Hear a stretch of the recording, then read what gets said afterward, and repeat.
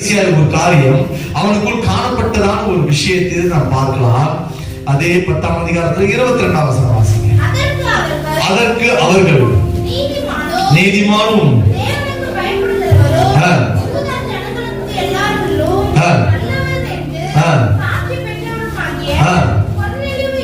நல்லவர் என்று சாட்சி பெற்றவருமாகிய கொர்நேலியு. அல்லேலூயா. ரொம்ப முக்கியமான காரியத்தை நாம் தொட்டு பார்த்து முடிக்கலாம். இன்றைக்கு நாம் பயபக்தி உள்ளவர்கள் என்ற வாழ்க்கை இந்த ஒரு அடிப்படையிலே எப்பொழுதும் இருக்க வேண்டும். நாம் ஊழியத்துக்கு வரும் பொழுது எங்க ஊழியரை அழைச்சு சொன்ன ரொம்ப முக்கியமான வார்த்தை 3. 1, முதலாவது ஊழியக்காரருக்கு இருக்க வேண்டியது அன்பு. 2வது ஒரு ஊழியக்காரனுக்கு இருக்க வேண்டியது செப வாழ்வு, வேத வாசிப்போம்.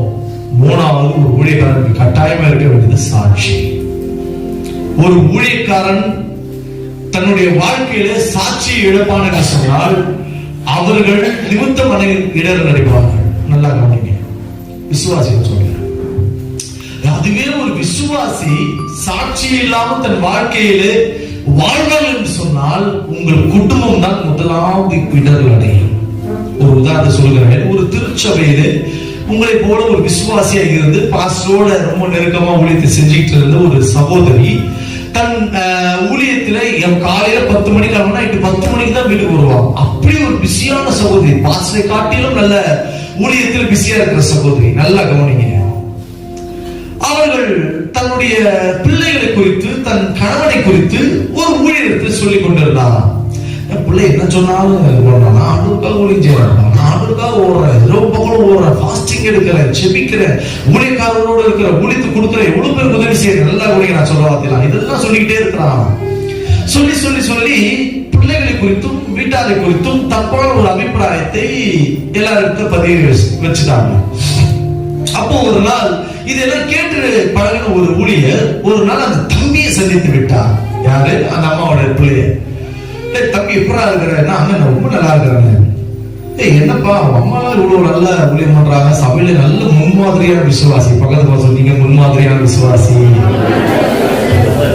ரொம்ப சாட்சியான விசுவாசி, இப்படிதான் பேர் வாங்கி இருக்கிறாங்க. அம்மா ஏன் அம்மா மனசு ரொம்ப நோகடிக்கிறேன், அம்மா ஊழியம் செய்யறாங்கல்ல அவங்களுக்கு மரியாதை கொடு, சோமன் ஊழியம் செய், சபைக்கு ஒழுங்காவா என்றெல்லாம் சொல்லி பேசிக்கிட்டே இருந்தான். அந்த தம்பியை ரொம்ப பொறுமையாக கேட்டுருந்தான்.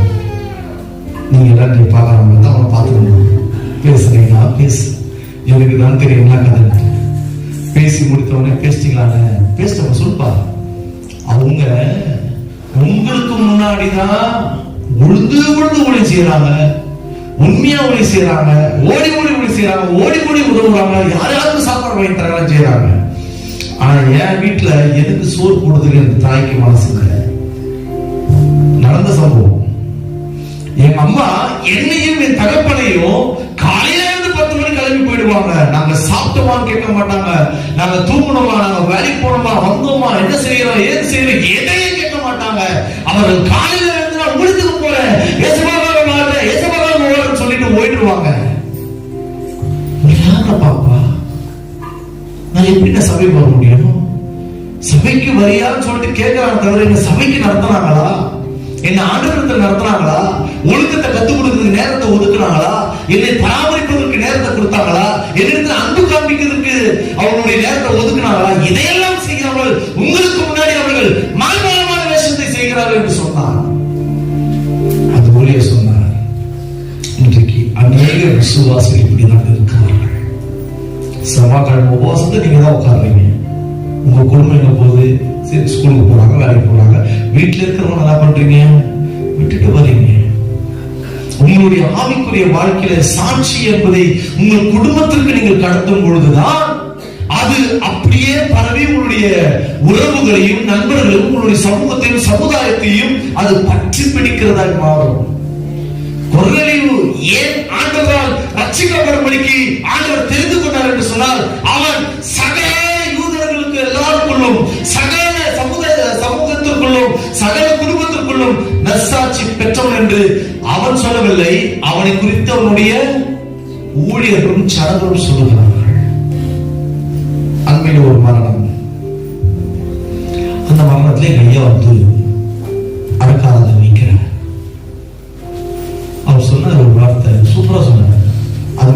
சாட்சி வாங்கணும். அவர் சொன்னாரு, சகோதரி குறித்து சாட்சி சொல்லணும், சகோதரி குறித்து சொல்லணும்னா எல்லா ஜெபங்களிலும் சாட்சியா இருப்பாங்க, சபைக்கு கொடுக்க வேண்டிய மரியாதையை கொடுப்பாங்க, ஊழியருக்கு கொடுக்க வேண்டிய மரியாதையை கொடுப்பாங்க, சகல காரியத்திலும் நல்ல ஒழுக்கமா இருப்பாங்க, சொல்ல போனா அவருடைய வாழ்க்கையே சாட்சியா இருந்தது என்று சொல்லி இவர் ஒரு சாட்சி சொன்னார். அதான் நான் யோசிச்சேன், இந்த சாட்சின்றது எவ்வளவு முக்கியம் பாருங்க.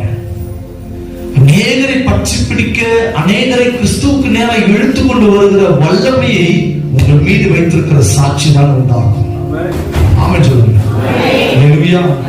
ஏன் உங்க குடும்ப ரட்சிக்கப்படல? பல நேரத்தில் பல பேருக்கு கேள்வி இருக்கலாம், நான் வரையா, என் பிள்ளையா வரல, என் குடும்பம் ஏன் வரல, என் மனைவியா வரல, என் கணவனியா வரல, என் அப்பா அம்மையா வரல, ஏன் என்னுடைய நண்பர்கள் வரலன்னா நீங்கள் யாருக்கும் இசைந்து உங்களுடைய சாட்சியை காம்ப்ரமைஸ் பண்ணி கொள்றீங்க.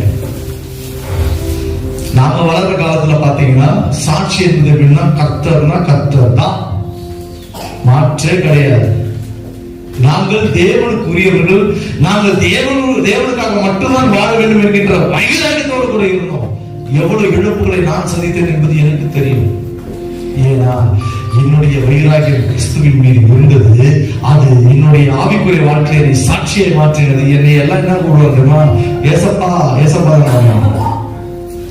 அறியாத ஜனம் சொல்றேன்.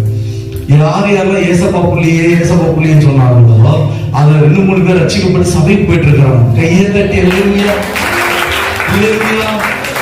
நம்முடைய சாட்சி இன்றைக்கு யாரும் ஏற்றுக்கொள்ள மாட்டார்கள். ஆனால் ஏற்றுக்கொள்கிற நாள் வருகிற வரைக்கும் நீங்கள் உங்களுடைய சாட்சியை காத்துக்கொள்ள வேண்டும். 3 இடத்துல முக்கியமா சாட்சி இருக்கிறாங்க. அப்போஸ்தலர் 1:8 வாசிக்கிறாங்க. பரிசுத்த ஆவி உங்களிடத்தில் வரும் பொழுது நீங்கள் பலனடைந்து எருசலேமிலும் யூதேயா முழுவதிலும் சமாரியா முழுவதிலும்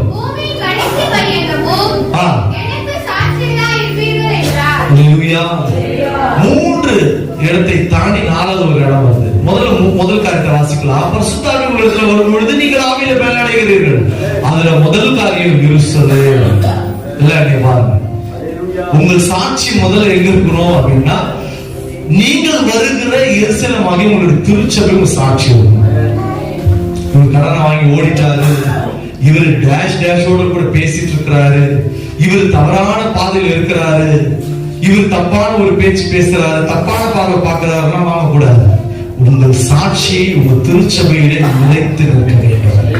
உங்க சாட்சி முதல்ல சபையில இருக்கணும். இந்த சபைதான் உங்களுக்கு சாட்சியை ஒவ்வொரு நாளும் கற்றுக் கொடுத்து உங்களை புதியவர்களை மாற்றிக்கொண்டே இருக்கும். இந்த பயபக்தியை, சாட்சியை இந்த சபையிலிருந்து தான் நான் கற்றுக் கொடுப்போம். இந்த சபையிலிருந்து நீங்கள் பல பேருத்துல சாட்சி கொஞ்சம் கொஞ்சமா தான் வாழும். ஒரே நாளெல்லாம் நீங்க எல்லாத்தையும் செஞ்சுட்டு உடனே உங்களை ஆஹா சொல்றாங்கன்னா புத்தகம் குந்து போயிடும் அர்த்தம். பக்கத்து பார்த்து சொல்லுங்க, நீங்க சபையில பேர் தெரிகிற மாதிரி, பிரபகட்டா பண்ற மாதிரி, உங்களை உயர்த்தி பேசுற மாதிரி, உங்களை புகழ்ந்து பேசுற மாதிரி, உங்களை அப்படியே மெச்சிக்கிற மாதிரி யாராவது சாட்சி சொன்னா அடுத்த நிமிஷமே விழுந்துட்டேன்னு அர்த்தம். நீங்க சாட்சி என்பது உங்க சொல்ல, உங்களுடைய செயல்ல மறைவாக இருக்கு. அதிகமா விசுவாசிகளை விசாரிக்கிறதோட நிப்பாரு தவிர, ஒரு விசுவாசி வேற ஒரு விசுவாசி கிட்ட போயிட்டு சபையில நான் தெரியுமா, பாஸ்டர் என்ன பேச தெரியுமா, யார குத்துனார் தெரியுமா, இதெல்லாம் பேசிட்டு இருக்காத. வாய் கெட்டு போன வாய் நடத்தும், வாயில வாய் புண்ணு வந்துடும். பேசிக்கிட்டே ஒரு நாள் வாயெல்லாம் சாப்பிட்டு பேச்சே வராது, உனக்கு கடைசி வரைக்கும் வராது. சபையில யாரையும் குறை சொல்லாதீர்கள், அது ஒரு சாட்சி. சபையில ஒருவருக்கு ஒருவர் பொய் சொல்லாதீர்கள், அது ஒரு சாட்சி. சபையில யாரையும் குற்றப்படுத்தாதீர்கள். தவறு செஞ்சாங்கன்னா ஐயா கிட்ட மெல்ல காது கடிச்சிட்டு, பாஸ்டர் எனக்கு ஒரு மாதிரி தெரியுது பாஸ்டர், பாத்துக்கு பாஸ்டர், அதோட நிப்பாட்டிங்க. நான் பாஸ்டர் கிட்ட சொல்லி தெரியுமா, பாஸ்டர் அடுத்த வாரம் அதை உடனே செஞ்சிருப்பேன். உடனே இவங்களுக்கு என்னன்னா, நம்ம சொல்லி பாஸ்டருக்கே தெரியல, நம்ம சொல்லிதான் அவருக்கு தெரியுது. இவங்களுக்கு ஒரு நடப்பு கிடையாது. நன்மைக்கு ஏதுவான எந்த ஒரு காரியத்தையும் ஆராய்ந்து அவனுடைய ஒத்தாசையோடு நடத்துதலோடு கூட செய்கிற காரியம் அவருக்கு தான் மகிமை, உங்களுக்கு அல்ல. முறுமுறுக்காதீங்க சபையில. உங்களை கண்டா ஐயோ வாய் திறந்தா ஒரே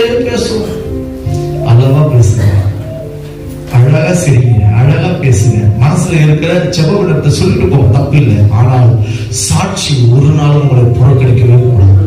உங்களை குறித்து நல்ல சாட்சி முதல்ல அடுத்த வார்த்தை, நீங்கள் யூதயா முழுவதிலும். யூதயா என்பது எது தெரியுமா? உங்கள் குடும்பத்தை. சொந்தக்காரங்க இருக்காங்கல்ல, அவங்க பக்தி பேருக்கு அப்படியே இருப்பாங்க. ஆனா நீங்க மட்டும் ஆண்டவர் ஏற்றிருப்பீங்க. ஏன் அவங்க உங்ககிட்ட வரல அப்படின்னா, உங்க மூலியமா நடக்க வேண்டிய சில கிரியைகள் எல்லாம் தடையா இருந்து கொண்டிருக்காங்க. நீங்கள் உங்க குடும்பத்துக்கு முன்பதாக கர்த்தருக்காக இருங்க. இன்னொன்னு சொல்றேன், ஆவியில உணர்த்தப்படுறதா சொல்றேன். உங்கள் யூதயா என்கின்ற ஒரு குடும்பத்திலே, உங்களுடைய உறவுகள் மத்தியிலே நீங்கள் எப்படி சாட்சி இருக்கணும்னா, அந்த ஞாயிற்றுக்கிழமை ரிசப்ஷனுக்கு கல்யாணத்துக்கு ஓடுறீங்க பாருங்க. அன்னைக்கு தான் நோட்டீஸ் நிட்டாங்க, அன்னைக்கு தான் கூப்பிட்டுட்டாங்க, எங்களுக்கு பழத்தட்டு வச்சுட்டாங்க, எங்களுக்கு துணி வண்டி எப்படி போனீங்கன்னா போயிடுவேன். சீரியஸா சொல்லுங்க, போனீங்கன்னா போயிடுவேன். ஒரு முறை போயிட்டீங்கன்னா அது காலத்துக்கு இருக்கிற சொல்லாக சாட்சியின் கெடுதலாக மாறிவிடும். காரணம், இன்றைக்கு ஆவிக்குள்ளா இருக்கிறன்னா பல நேரத்துல எப்படி சாட்சி எடுக்கிறோம்னா நம்ம காம்ப்ரமைஸ் பண்ணிக்கிறோம். அவங்களுக்கு எப்படி பண்ணுறது? அவங்களுக்கு இயேசு தெரியாது, அப்பதான் சொல்லிக் கொடுக்கணும். கிடையவே கிடையாது. அவர்கள் தெளிவா அவருடைய பாரம்பரியத்திற்கு பக்திக்கு உண்மையா இருக்கிறாங்க. ஆனா வசனத்தை படிக்கிற நீங்க அவங்களுக்காக உங்களை ஏமாத்துக்கிறீங்க. அதெல்லாம் உங்க சாட்சி கடந்து போகும். உங்க பிள்ளைங்க உங்களுடைய சாட்சியை பார்க்கணும். அப்பா அம்மா போய் பேசாதவங்களா பார்க்கணும். அப்பா அம்மா சண்டை போடாதவங்களா பிள்ளைங்க பார்க்கணும். அம்மா அப்பா சகலத்தையும் ஒருமித்து பேசி எல்லாத்தையும் செய்யறவங்க பிள்ளைங்க பார்க்கணும். காரணம், நீங்க தான் அந்த பிள்ளைகளுக்கு ரோல் மாடல். உங்க குடும்பத்துல நீங்களே உங்க அம்மாவை தூக்கி வச்சுக்கிறது, மகனை தூக்கி வச்சுக்கிறது, உங்க அக்காவை தூக்கி வச்சுக்கிறது, உங்க சொந்த மனத்தை தூக்கி வச்சுக்கிறது, ஜாதி பிரிவை தூக்கி வச்சுக்கிறது. சபையே, ஜாதிக்கு முன்னாடி நீ சாட்சி இழந்தினா பரவாயில்ல, போக மாட்டேன். கொஞ்சம் மார்க்கிறீங்க, கல்லூரியா உண்மைதான் சொல்றேன். சாதியை தூக்கி பிடித்து சாட்சி அனுப்பில் என்று சொன்னால் பரலோகத்துக்கு போக மாட்டேன். இந்த பரிசுத்த வேதாகமும் யாருக்கிட்டையும் பட்சபாதம் உள்ளதா பேசவே இல்லை. எல்லாருக்கும் ஒரே விதமாக தான் பேசிக்கொண்டு கையை தட்டு. இந்த சாட்சி குடும்பத்தில் வெளிப்பட வேண்டும். எல்லாரையும் நம் ரட்சிப்புக்கு ஏதுவாய் நடத்துவதற்காய் நம்மையே முற்றிலுமாய் சாட்சியை மாற்ற வேண்டும். பேச்சில, செயல்பாடுல, குடும்பத்துல, அன்புல, பரிசுத்தத்துல, எல்லாவற்றிலும் சாட்சியை வெளிப்படுத்திட்டே நல்ல கவனிங்க. நீங்க சாட்சி உங்க குடும்பத்துல காண்பிக்க காண்பிக்க இயேசு வெளிப்பட்டுட்டே இருப்பார். ஒரே நாள் நடக்க கொஞ்சம் கொஞ்சமா தான் நடக்கும். இன்னொன்னு சொல்றேன், உங்க எருசலேம் சபையிலும் சரி, யூதேயாவிலும் சரி, வேலைக்கு போறீங்க இல்லையா, அது கட்டாயமா ஞாயிற்றுக்கிழமை தயவு செய்து ஆராதனைக்காக கொஞ்சம் தவிர்த்துருங்க. காரணம், ஒருவேளை சபை கூடி வருகிற நேரத்துல கர்த்தருடைய வருகை இருக்குமானால் நீங்க பிசி பிசி போறீங்க இல்லையா, பிசிலேயே இருந்துருவீங்க. இங்க எல்லாம் பறந்துருவாங்க. அதுக்காக தான் சொல்றேன், எப்ப ராஜாவோட வருகை வரும் தெரியாது. நீங்க சாட்சி உள்ளவர்களா எருசலேமிலும் யூதேயாவிலும் இருக்கும் பொழுது நிச்சயம் சொல்லுகிறேன், கர்த்தருடைய சாட்சியானது பூமி எங்கும் பிரசித்தமாகும். கடைசி ஒரு வார்த்தை சொல்லி முடிக்கிறேன். சமாரியாவிலே, சமாரியா என்பது புறதேசத்தார், உங்களை சுற்றிலும் இருக்கிற எல்லா நண்பர்கள் மத்தியில்